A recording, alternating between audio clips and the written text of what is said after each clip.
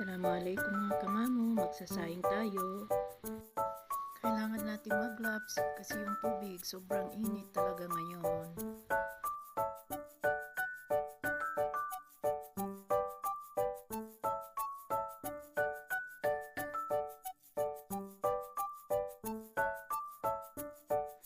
Ito ay mga kamamo, tatagal to ng mga 3 araw, 4 na araw, ganyan, na hindi siya masisira. Ganyan, kahit hindi mo ilagay sa rep. Yan ang technique sa yung sinaing na hindi mapapanis agad-agad. Ayan mga kamamo, nakikita nyo. Yan, di ba ang puti-puti? Parang ang kinis-kinis, tingnan eh. Ayan.